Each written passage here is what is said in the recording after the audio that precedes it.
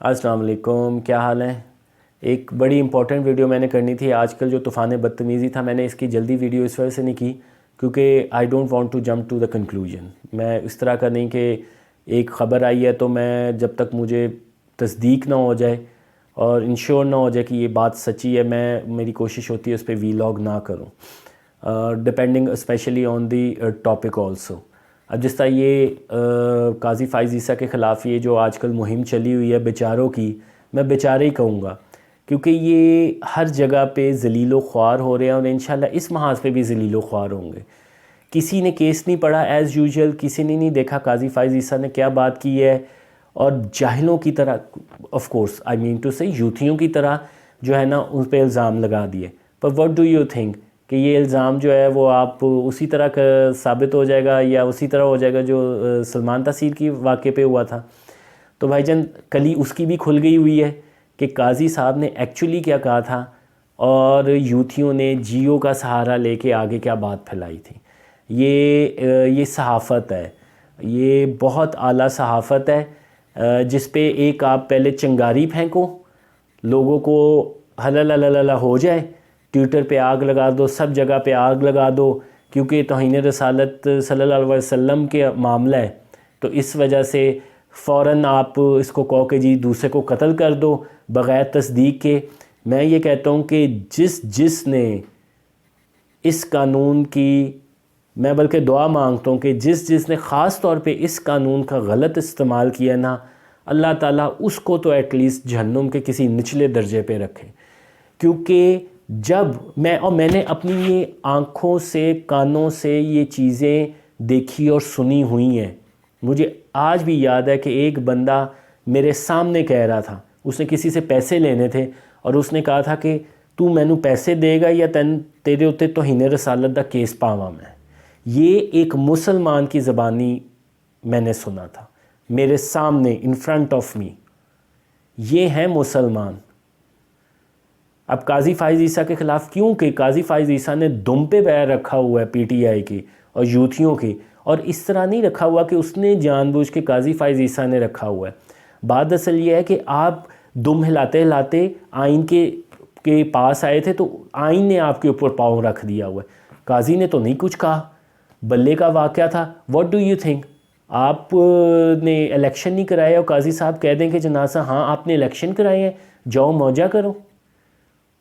اب وہ قانون 2021 میں آیا جس کی بیس پہ فیصلہ ہوا پنجاب کا، اور وہ جو جرم سرزد ہوا تھا وہ 2019 میں ہوا تھا، پلس اس جرم کے 2021 میں جو لاء آیا تھا اس کے مطابق 6 ماہ قید تھی، جبکہ وہ بندہ 13 ماہ سے آلریڈی قید میں تھا۔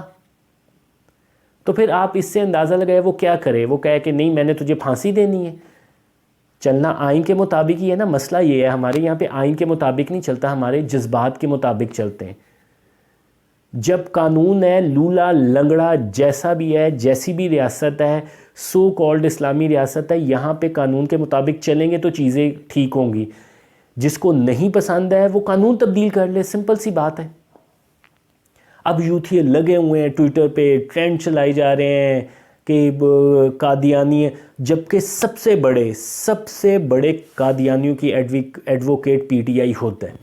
انہوں نے سب سے پہلے امریکہ سے قادیانی بلایا، اپنے سارے معاملات کنسلٹنٹ وغیرہ کوئی رکھنا تھا فائنینشیل میٹرز کے لیے، وہ قادیانی پلس ویڈیوز موجود ہے جس میں قادیانی سپورٹ کر رہے ہیں باقاعدہ پی ٹی آئی کو کہ جی ہم سپورٹ کرتے ہیں پی ٹی آئی کو، اور کیوں نہ کریں، وہاں سے جب یہودی کر رہے ہیں تو پھر قادیانی کیوں پیچھے رہیں گے؟ انگلینڈ میں تو آف کورس قادیانی اتنے زیادہ ہیں تو وہ سپورٹ خود ہی کریں گے۔ اور ان کی جو باتیں ہیں توہین رسالت کی، ایک ایک چیز کو بندہ کہے تو کہاں پہ بات پہنچ جاتی ہے۔ اس بچے کی ویڈیو یاد ہوگی آپ کو جو کہ نعوذ باللہ حضرت آمنہ رضی اللہ عنہ حضرت عبداللہ کے کو کہہ رہے تھے کہ ان کے بعد جو سب سے زیادہ خوش نصیب ہیں وہ اس منحوس کے والدین ہیں۔ میں اس بچے کو کچھ نہیں کہوں گا، جو کفر تولا ہے اس کے ماں باپ کی وجہ سے اس نے تولا ہے کہ اس کو اس طرح برین واش کیا ہوا ہے۔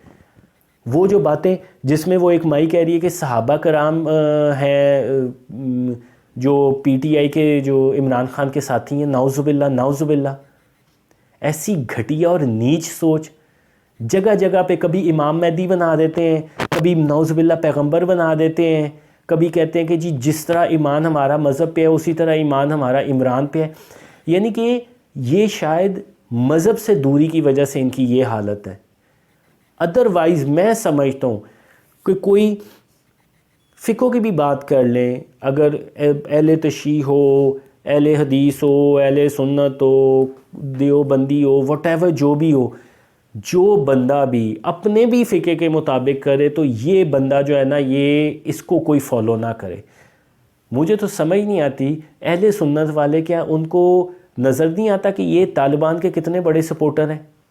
وہ دیوبندی اور اہل حدیث کو نظر نہیں آتا کہ یہ سجدے کرتا پھرتا ہے؟ یہ اہل تشیع کو نظر نہیں آتا کہ یہ جو ہے وہ جادوگریاں وغیرہ کیا کیا کام کرتا پھرتا ہے؟